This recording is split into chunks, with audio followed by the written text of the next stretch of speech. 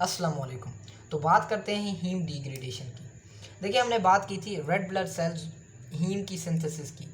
Haem की synthesis में हमने कहा था कि हीम जो है वो दो कंपोनेंट से मिलकर बनती है, एक प्रोटोपोरफायरिन 9 और एक आयरन। जब हीम जो है वो ग्लोबिन जो कि एक पॉलीपेप्टाइड चेन है उसके साथ मिलती है तो क्या बनता है, एक हीमोग्लोबिन का एक सब यूनिट बनता है। इसी तरह के 4 सब यूनिट जब मिले तो एक पूरा हीमोग्लोबिन का मॉलिक्यूल बनता है। अब ये हीमोग्लोबिन रेड ब्लड सेल्स के अंदर प्रेजेंट होती है और ये क्या करती है कि ब्लड के अंदर ऑक्सीजन की ट्रांसपोर्ट करवाती है। जब रेड ब्लड सेल्स का एक ख़ास लाइफ स्पैन होता है जो कि ह्यूमन के केस पे 120 डेज़ होता है। 120 डेज़ के बाद ये जो ओल्ड रेड ब्लड सेल्स होते हैं इनकी लिवर और स्प्लीन के अंदर हीमोलिसिस करवाई जाती है। अब जब इनकी हीमोलिसिस होती है उससे दोबारा हमें क्या मिलता है, हीमोग्लोबिन मिलता है। अब वो जो हीमोग्लोबिन है उसके दो कंपोनेंट्स हैं, एक उसका कंपोनेंट है ग्लोबिन और एक है उसका हीम। जो ग्लोबिन है ये एक पॉलीपेप्टाइड चेन है, इसकी जब डिग्रेडेशन होगी तो इससे हमें मिलेंगे अमाइनो एसिड्स। और जबकि जो हीम है इसकी डिग्रेडेशन इंपॉर्टेंट है। इसकी डिग्रेडेशन इसलिए इंपॉर्टेंट है क्योंकि अगर ये बॉडी के अंदर अकोमोलेट करती रहे तो ये यानी कि डैमेजिंग है, यानी कि ये बॉडी के अंदर हार्मफुल इफ़ेक्ट्स कॉज कर सकती है, बॉडी को डैमेज कर सकती है। तो इससे डिफरेंट डिजीज़ हो सकती हैं। तो ये जो हीम है इसकी मेटाबॉलिज्म के लिए बॉडी के अंदर एक प्रॉपर पाथवे है। अब वो पाथवे सबसे पहली बात है वो कहाँ हो रहा होता है, तो उसका जो पहला ये बिलिरुबिन फॉर्मेशन का जो ये पूरा स्टेप है ये हो रहा होता है मैक्रोफेज के अंदर। इस पूरे सिस्टम को जिसके अंदर हीम की मेटाबॉलिज्म हो रही होती है उसे हम कहते हैं मोनोन्यूक्लियर फेगोसाइट सिस्टम।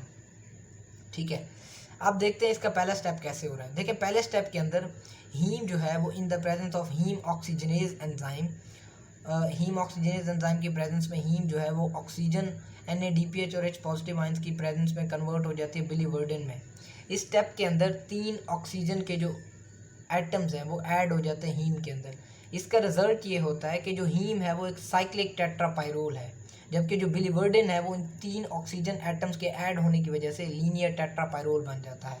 दोबारा, जो हीम है वो एक साइक्लिक टेट्रापाइरोल है और 3 ऑक्सीजन एटम्स के ऐड होने की वजह से जो बिलीवर्डिन है वो एक लीनियर टेट्रापाइरोल बन जाता है। और इस स्टेप के अंदर 2 बाय प्रोडक्ट्स मिलते हैं, एक हमारा आयरन जो हीम से मिला आयरन, और दूसरा इस प्रोसेस के अंदर एक कार्बन मोनोऑक्साइड का मॉलिक्यूल मिलता है। अब याद रखें बॉडी के अंदर ये वाहिद प्रोसेस है, ये sole phenomena, it is a sole phenomena in the body which gives carbon monoxide. Body के अंदर कोई ऐसा रिएक्शन दूसरा नहीं है जो कि हमें कार्बन मोनोऑक्साइड डायरेक्टली दे, ठीक है, अदर देन यानी कि जो बाहर की जो सोर्सेज होते हैं जिनसे हम इनहेल करते हैं उसके अलावा बॉडी में कोई फिनोमेना नहीं है जहाँ पर कार्बन मोनोऑक्साइड प्रोड्यूस हो रही होती है। खैर, बिलीवर्डिन जो है ये नेक्स्ट स्टेप के अंदर एक एंजाइम बिलीवर्डिन रिडक्टेज की प्रेजेंस में NADPH और H पॉजिटिव के साथ रिड्यूस होके कन्वर्ट हो जाती है बिलीरुबिन में।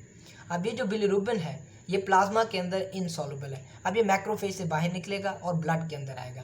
ब्लड के अंदर ये प्लाज्मा में इनसॉल्युबल है। अब अगर इसे ब्लड में ट्रांसपोर्ट करवाना है तो इसे किसी ना किसी ब्लड की ट्रांसपोर्ट प्रोटीन के साथ यानी कि प्लाज्मा प्रोटीन के साथ कॉन्जुगेट करवाना पड़ेगा। तो यहाँ पर आती है एल्ब्यूमिन। अब ये जो बिलिरुबिन है ये एल्ब्यूमिन के साथ एक कॉम्प्लेक्स बनाता है थ्रू नॉन कोवलेंट लिंकेज। उस कॉम्प्लेक्स को हम कहते हैं बिलिरुबिन एल्ब्यूमिन कॉम्प्लेक्स। ये कॉम्प्लेक्स सबसे पहली बात कहाँ बनता है, ये कॉम्प्लेक्स बनता है ब्लड के अंदर। क्यों बनता है? इसलिए बनता है कि जो हमारी बिलिरुबिन है ये ब्लड के प्लाज्मा के अंदर इनसॉल्युबल है, लिहाजा इसको लिवर तक पहुंचाने के लिए जो एल्ब्यूमिन है वो इसको लिवर तक पहुंचाता है। इसी को जो बिलिरुबिन एल्ब्यूमिन कॉम्प्लेक्स है इसे हम कहते हैं अनकॉन्जुगेटेड बिलिरुबिन। अब ये अनकॉन्जुगेटेड बिलिरुबिन क्या करेगा, जब लिवर में पहुंचेगा तो बिलिरुबिन यहाँ पर आ जाए, जब ये अनकॉन्जुगेटेड बिलिरुबिन या बिलिरुबिन एल्ब्यूमिन कॉम्प्लेक्स है जब ये लिवर में पहुंचेगा तो ये क्या करेगा, डिसोसिएट हो जाएगा।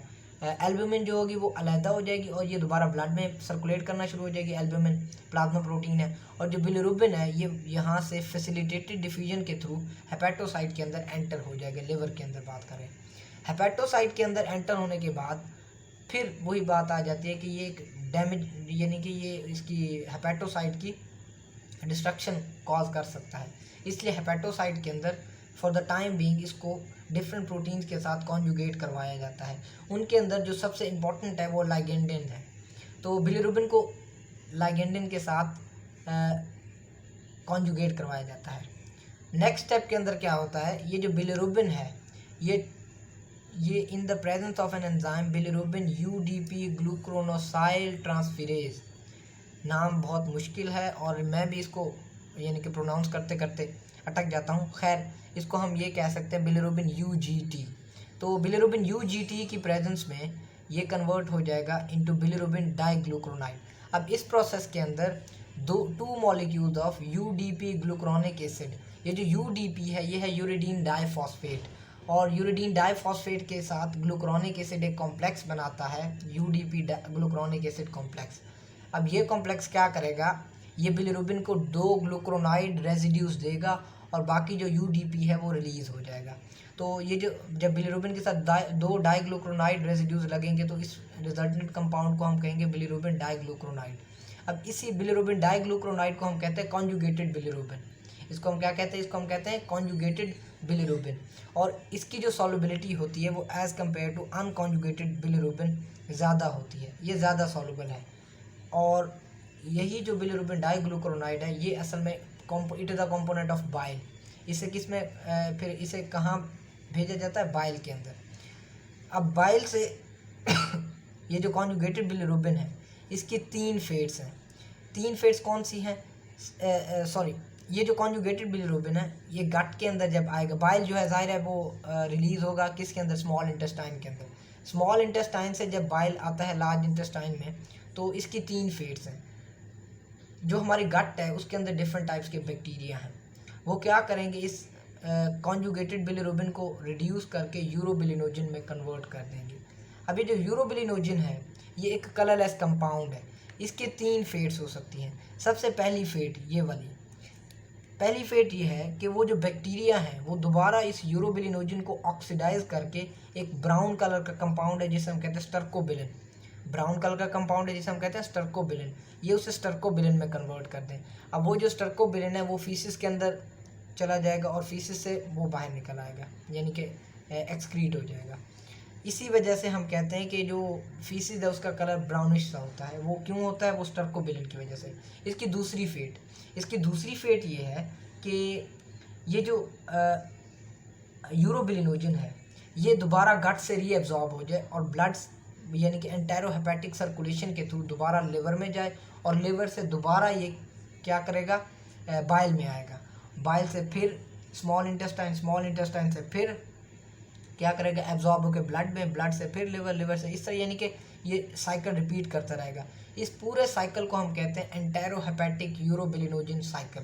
दोबारा देखें, एंटेरोहेपेटिक यूरोबिलिनोजिन साइकिल क्या होता है कि ये जो यूरोबिलिनोजिन है ये क्या करेगा, ये एब्जॉर्ब होगा गट से और वहाँ से ये जाएगा एंटेरोहेपेटिक सर्कुलेशन में, एंटेरोहेपेटिक सर्कुलेशन से ये जाएगा लिवर में यूरोबिलिनोजिन, और लिवर से ये दोबारा जाएगा कहाँ पर, बाइल में, बाइल से ये दोबारा जाएगा फिर ये जाएगा स्मॉल इंटेस्टाइन से लार्ज इंटेस्टाइन और फिर वहाँ से दोबारा एब्जॉर्ब होकर फिर ब्लड में आ जाएगा। तो इस तरह ये जो पूरा ये जो सर्कुलेशन है यानी कि ये जो साइकिल है इसे हम कहते हैं एंटेरोहेपेटिक यूरोबिलिनोजिन साइकिल। इसकी ये दूसरी फेट थी। इस यूरोबिलिनोजिन की तीसरी भी एक फेट हो सकती है, वो ये हो सकती है कि जब ये गट से एब्जॉर्ब होकर दोबारा ब्लड के अंदर गया तो उस वक्त बजाय ये लिवर में जाने के ये किडनीज़ में चला जाए, तो किडनीज़ क्या करेंगी, वो इसको कन्वर्ट कर देंगी येलो कलर के कंपाउंड में जिसे हम कहते हैं यूरोबिलिन।